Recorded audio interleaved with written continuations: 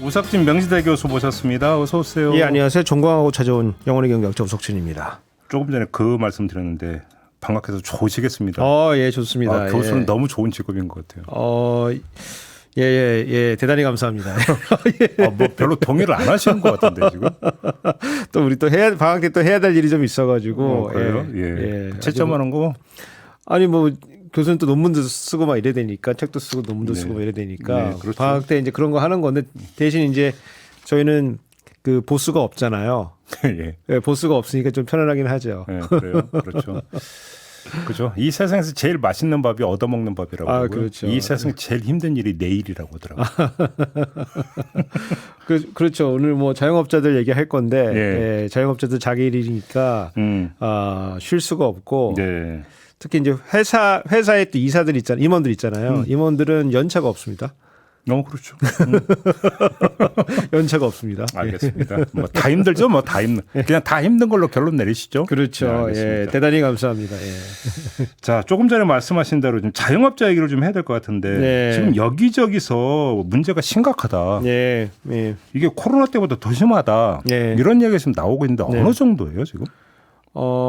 지금 뭐 나오는 지표상으로는 지금 뭐 상당히 힘들고 보통 이제 그 자영업자가 이제 얼마나 힘든지를 보는 거는 보통 두 가지를 많이 봐요. 하나는 이제 우리 사업할 때는 보통 돈을 빌려서 하거든요. 그래서 그렇죠. 대출 받아가지고 하는데 그 대출을 지금 잘 갖고 있느냐. 그렇지. 왜냐하면 이제 영업이 되어야지 거기서 돈이 나와가지고 그렇지. 그거를 이제 돈을 이제 보통 갚는데 연체가 어느 정도 연체가 얼마큼 되느냐 이제 요거를 보통 보는데 연체가 지금 코로나 때 그 끝나기 전보다 벌써 한 3배 정도 늘었다.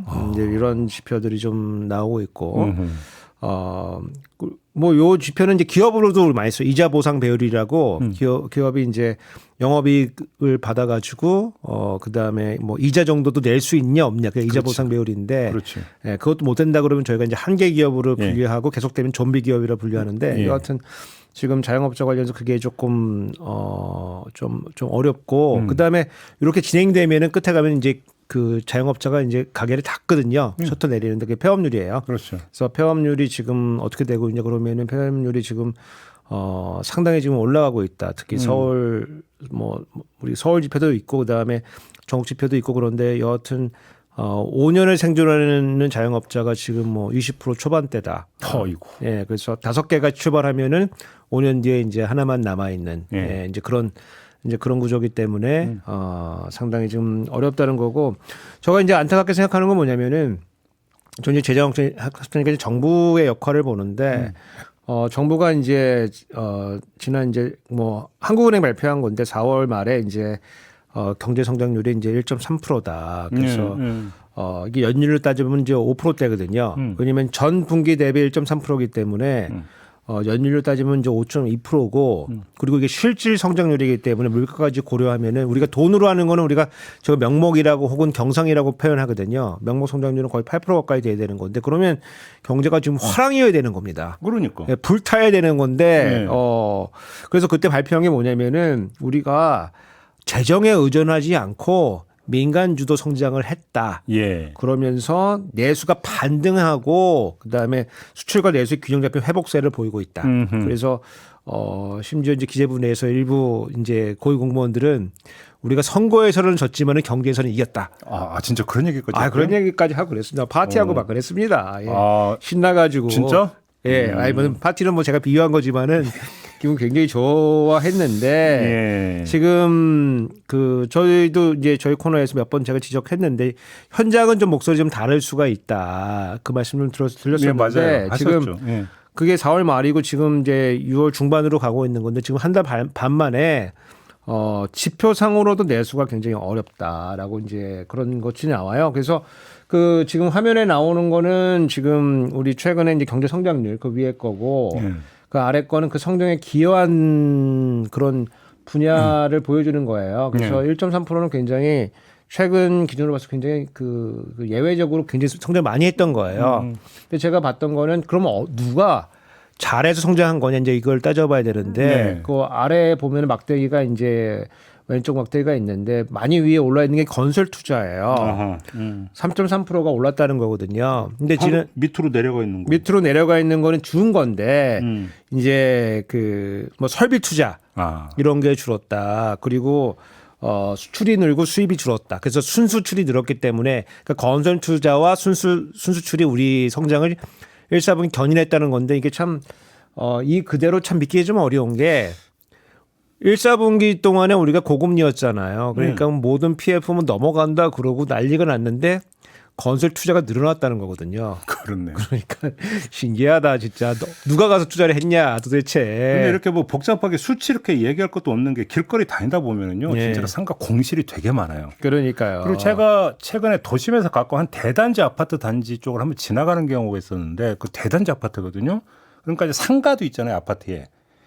텅 비어 있더라고요. 그러니까요. 그러니까 이 장사가 안 되니까 비는 거잖아요. 결국. 장사도 비고 또 분양가가 높기도 하고 그다음에 이제 PF가 물려 있는 PF가 물리는 사업장이 대다수가 또 지식산업센터라고 지산이라고 그러는데 뭐 오피스텔하고 비슷한데 거기 이제 오피스 들어가는 이제 그런 지식산업센터가 있는데 거기도 분양이 안 돼가지고 요 상암동 근처에도 있어요. 그래서 많이 물렸어요. 그래가지고 지금 이 지표상으로 지금 소득이 좋다고 정부가 얘기했는데 이거를 뭐 현실이라고 표현할 수도 있고 아니면 체감이라고 표현할 수도 있고 이거는 그렇게 좋은 것 같지는 않다. 그럼 왜 좋지 않으냐 이거를 좀 따져봐야 되는데 제일 대표적인 게 소비를 하는 주체는 가게거든요. 그러니까 소비가 안 되니까 자영업이 힘든 거죠. 그러니까 그럼 소비는 왜 안 되는 거냐 그러면은 소득이 오히려 감소한 거 아니냐.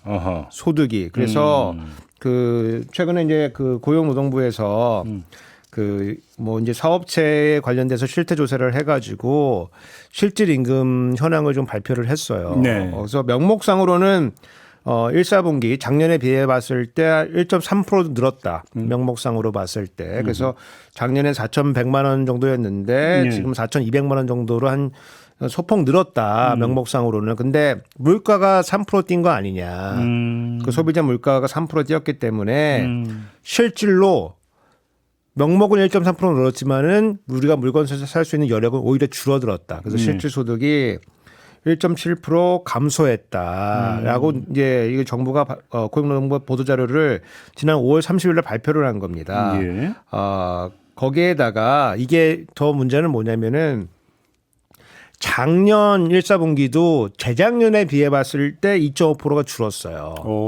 그러니까 줄었기 때문에 그 타격이 가게가 뭐 엄청나게 지금 느끼고 있는 거예요. 그래서 우리가 명목으로 약간 늘었지 모르겠지만은 물가 고려하면은 가계의 소득은 많이 줄어들었다. 이게 이제 첫 번째고 거기에다가 이제 금리 올랐잖아요. 그렇죠. 그래서 고금리에 대한 이자 부담이 늘어나고 그래서 금리를 내고 나면 남는 소득을 우리 가처분 소득이라고 하는데 실제 가처분 소득이 이제 줄어들게 되는 소비 여력이 없어지는 거고 거기다가 가격도 많이 올랐잖아요. 특히 그 식료품 가격이 많이 올랐는데 맞아요. 아까 그림 다시 한번 보여주시면은 그 전 그림 하나 보여주시면은 요 그림 말고 전 그림 저기 오른쪽에 있는 게 이제 그 OECD가 최근에 며칠 전에 발표한 이제 그 4월 달 그 식료품 가격에 대한 이제 물가 지수인데 저기 제일 위에 있는 게 뭐 옛날 터키고 지금 우리 튀르키예라고 불리는 거기고 우리나라가 3등에 있습니다. 3등에. 그래서 5.9%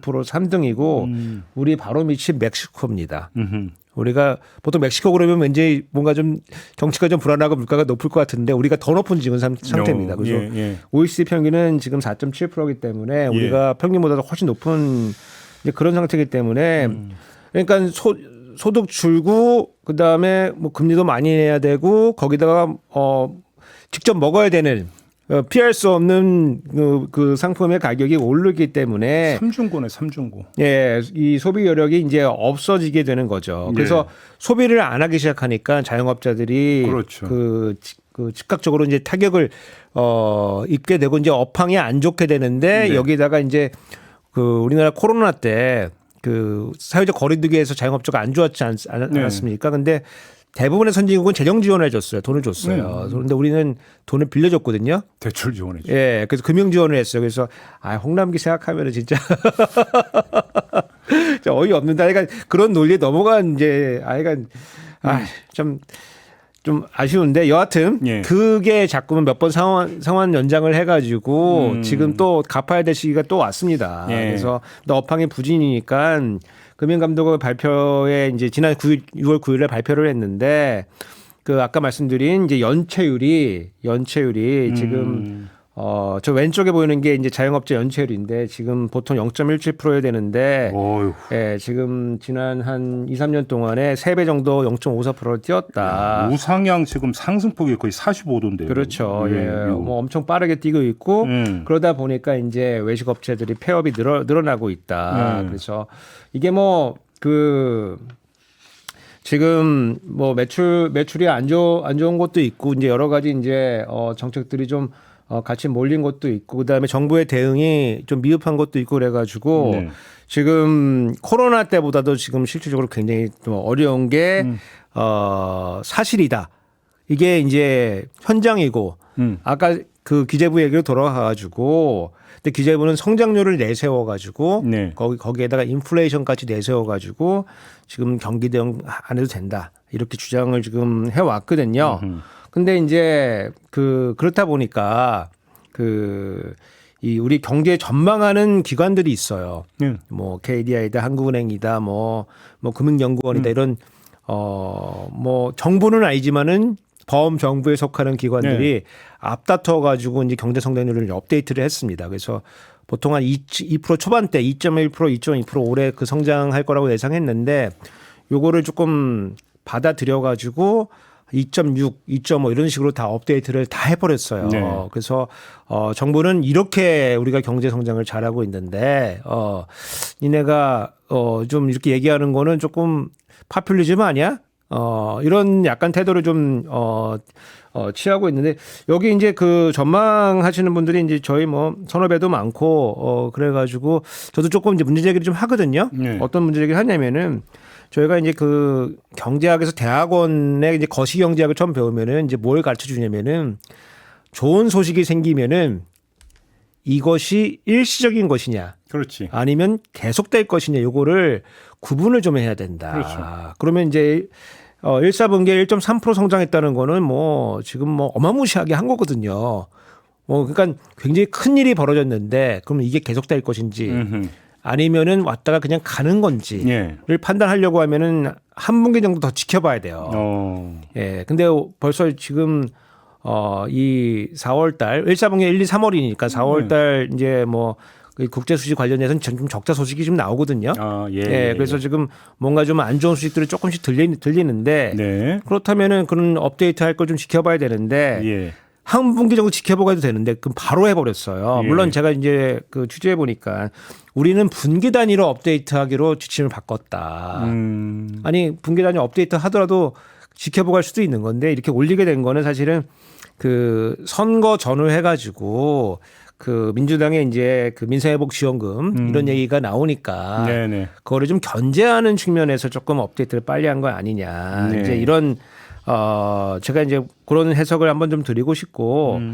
어저께 이제 이재명 그 민주당 그 대표가 몇 가지 얘기했죠. 아주 그 목소리 높여가지고 얘기를 했는데, 그러니까 이 지금 어렵다. 민생이 굉장히 어려운데 최근에 대통령의 그 행보를 보니까 뭐 이제 시추한다고 거기다 돈 쓴다 그러고 그다음에 아프리카 정상들 와가지고 뭐 그 회담하면서 지원금 뭐 100억 불 이상 한 100억 불이면 거의 한 뭐 13, 14조 되거든요.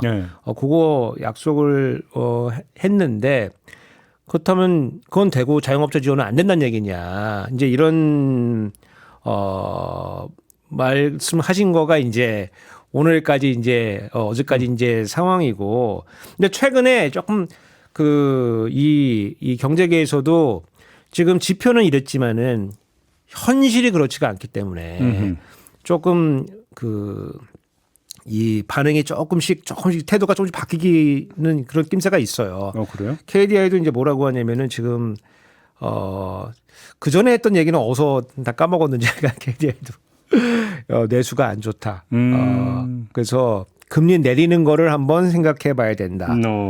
이렇게 하고 어저께는 이제 그 그 하느니 74년 창립 74주년이었나 봐요. 그래가지고 이제 그 기념식에서 페스티나 렌때 뭐예요, 그거? 천천히 서둘러라. 예, 라틴어인가 봐요. 예. 그래서 이제 고대 로마 황제가 이제 아우구스투스 황제가 이런 얘기를 했다고 하면 소개를 하면서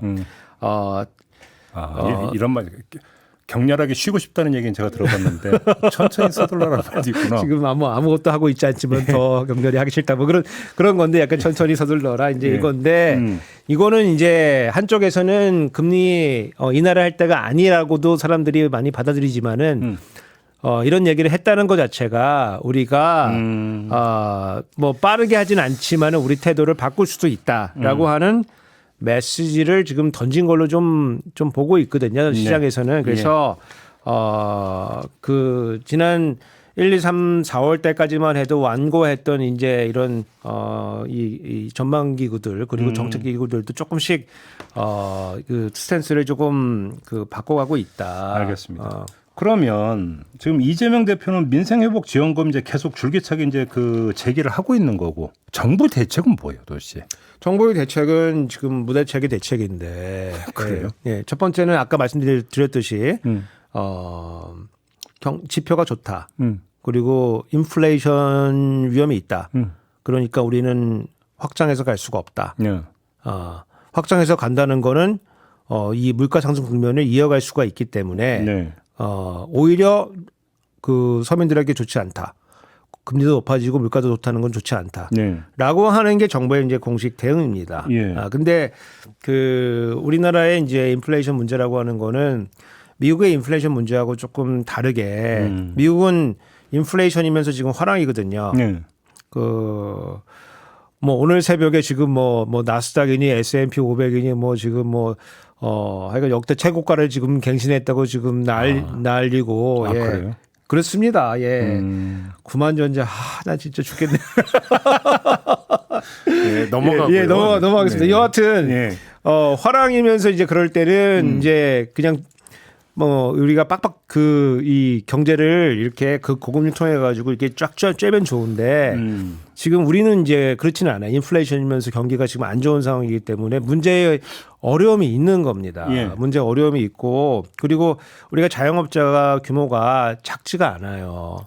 비중이 높죠, 우리나라. 보통 이제 20에서 25% 뭐 500만 자영업자부터 시작해가지고 900만 자영업자까지 뭐 그 폭은 넓게 있지만 한 700만 정도로 본다고 하면은 거의 우리 그 자영업이 차지하는 비중이 우리 경제에서는 되게 높은 편이고 네. 세계적으로 이제 선진국에서 보통 10에서 15% 정도가 이제 차지를 하는 거고 그리고 이제 그 보통은 이제 자영업자가 뭐 기업을 하기는 조금 작은데 그래도 기업과 비슷한 유사한 형태의 사람들이 이제 하게 되는 건데 우리나라는 또 그런 건 아니거든요. 우리는 일자리가 부족하기 때문에 네. 밀려나서 이제 어쩔 수 없이 이제 하는 이제 소규모 자영업자, 영세 자영업자들 많기 때문에 그렇죠. 뭔가 우리 정책의 그 이 안으로 이제 들어와야 되는데 정부는 지금 1번 이제 손을 놓고 있다. 그리고 2번 돈이 없다. 돈이 없다. 돈이 없다. 세수펑크가 너무 심하죠. 세수펑크 지금 뭐 심합니다. 네. 지금 이제 법인세 같은 경우는 작년에도 많이 안 들어왔잖아요. 그렇죠. 작년보다 올해가 더 안 들어왔습니다. 예. 예, 그렇습니다. 그럼 그래서 만약에 교수님이 조언을 주신다면 뭘 하라고 조언을 주시겠어요? 저보고 이제 하라 그러면은 네. 이 민생 회복 자영업자 대책은 좀 나와줘야 됩니다. 나와줘야 되는데 총량으로 많이 갈 수는 없어요. 네. 그거는 인플레이션 국면을 길게 끌고 가는 거는 모든 국민에게 고통이기 때문에 총량으로 많이 갈 수는 없어요. 그러면 정부가 늘 내세울 수 있는 거는 지출 구조조정입니다. 예, 우리 총량을 크게 늘리지 않은 상태에서 지출 구조조정을 통해 가지고 불효불급한 예산 이런 것들을 조금 정리를 하고 지금 이제 뭐 민주당 주장은 뭐 한 13년 정도의 재원을 투입하자는 건데 그 정도 만들기가 어렵다고 하면은 그리고 그 이재명 대표도 지금 선별 지원을 조금 받아들인 상태입니다. 그냥 선별 지원까지 지금 내려와 있는 상태이기 때문에 그 어딘가에서 좀 만나면 좀 좋겠어요. 제가 이제 그 늘 제안 드리고 있는 거는 우리가 이제 이 복지 제도의 수급자들이 있습니다. 예. 이 수급자들은 뭐 국민적 생활보장제도 외에 뭐 아동수당이라든가 여러 가지 우리 복지 제도에서 수급하는 사람들을 아무래도 지원 대상이 될 거니까 거기는 100% 주고 나머지는 지역 상품권의 형태로 국고를 한 뭐 20-30% 정도 지원한 형태로 해서 사람들이 사서 쓰게 하면은 네. 그러면은 지원 예산도 우리가 뭐 절반 이하로 줄일 수가 있고 그러면서도 동시에 이 상권을 좀 그렇죠. 활발하게 하는 효과도 그렇죠. 있고 그다음에 재원 마련도 대통령 공약 사업 중에서 좀 들겁한 거 좀 빼고 예. 그렇게 정리해가지고 마련하면은 뭐 충분히 되고 작년 같은 경우를 보면은 작년에서 그 외평기금에서 그 세수 펑크 나니까 20조 빼가지고 썼거든요.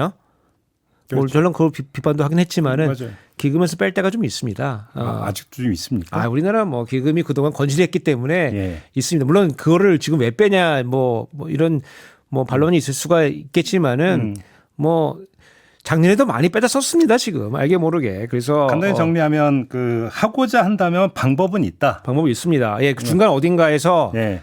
만나야 됩니다. 그러니까요. 예, 만나야 되고 지금 이 현실 상황을 생각을 한다면은 손 놓고 방기하면은 진짜 정치의 본질을 지금 이 방기하는 거기 때문에 그렇죠. 예를 들어서 지금 뭐 국민연금 개혁할 때 우리가 모수 개혁이라도 하자고 했는데 구조 개혁하지 않으면 모수 개혁도 못 한다. 뭐 이런 태도는 사실 곤란합니다. 사실은. 예, 현실은 뭔가 중간 어디서 만나가지고 그렇죠. 해결을 봐야 되는 거기 때문에 그렇죠. 좀 정부도 아주 그냥 교과서적인 스탠스를 빼놓고 나서 이 문제를 뭐 누가 해결해 주겠습니까? 사실은.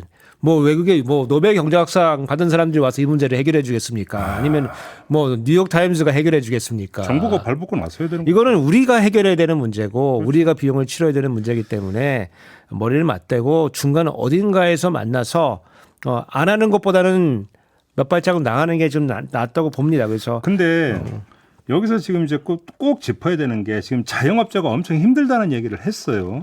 그럼 이게 어느 지점에서 지금 맞물리게 되냐면 지금 최저임금위원회가 구성이 돼서 논의에 들어갔는데 최저임금 얘기를 이게 불똥이 들 수가 있는 거잖아요. 최저임금 막 올려버리면 자영업자가 더 죽는다 이런 얘기가 지금 나오는 거잖아요. 그러니까 이게 되게 어려운 것이 네. 재정이 이제 역할을 잘 하고 있으면은 최저임금의 역할이 사실은 크게 필요하지는 않아요. 그렇죠. 예, 최저임금의 역할이 왜냐하면 저소득 비숙련 노동자의 부족한 소득을 우리가 어떻게 채워줄 것이냐. 그렇죠. 그래서 기본적인 생활을 어떻게 맞춰줄 것이냐고 하면은 재정이 이제 거기에 집중해서 이제 할 수가 있다고 하면은 네. 그러면은 최저임금 역할이 크게 필요한 건 아닌데 그러면 조금 더 느슨하게 갈 수가 있는데 지금 우리가 지금 재정 정책이 지금 전 좋지 않다고 보는데 질이 좋지 않기 때문에 최저임금의 로드가 지금 걸리는 겁니다. 근데 우리나라의 이제 자영업의 생태계라고 하는 거는 기업인데 이유 때문에 자영업을 하는 게 아니고 지금 생계형 자영업자도 많기 때문에 네. 최저임금이라고 하는 거는 이제 자영업자가 이제 기업이나 자영업자가 보통 이제 비숙련 노동자에게 이제 보조해 주는 이제 이런 역할을 하게 되는데 그 자영업자 자체도 이제 사실은 영세해가지고 자기도 허덕허덕하는 경우들이 좀 많거든요. 그렇죠. 그래서 이제 뭐 며칠 전에 이제 소상공인 연합회라고 하는 이제 소상공인들의 2014년도에 만들어진 이 단체에서 법정 단체에서 이제 설문조사를 한 것 같아요. 그래서 이 최저임금을 어떻게 하면 좋겠냐 그러면은 그 답이 지금 최근에 나와가지고 이 자영업자가 어렵다는 논리에 또 다른 측면에서 이제 이 지금 압박이 들어오고 있는 건데 거의 뭐 상당 97% 가까이는 대부분 최저임금 인하 또는 동결해야 된다. 어이구. 예, 왜냐면 이분들은 이제 그 자영업자들 이제 영환업체이기 때문에 이제 주는 사람 입장에서 물어보면은 당연히 조금 네. 그래야 될 것 같다라고 이제 하는 건데 지금 최저임금이 얼마냐면 9,800 올해가 9,860원이에요. 맞아요. 작년에도 10,000원 된다 그랬는데 제가 10,000원 안 된다 그랬죠. 맞췄어요. 예. 그래서 그 작년 2.5% 오른 겁니다. 2.5% 올라가지고 9,900원도 안 된 네. 9,860원인데 만 원까지 지금 140원 남아 있습니다. 140원. 예. 그러면 1.4% 정도 오르면은 만 원입니다. 이제 만 원. 예. 이제 만 원이 이제 그 목전인데 예, 완전 코앞에 있는데 전망을 좀 해주면 이번에 만 원 될 것 같습니까? 저는 이제 안 된다고 봅니다. 이번에도요? 예, 요번에 이제 그 최저임금 그 위원회 예. 공익위원들 예.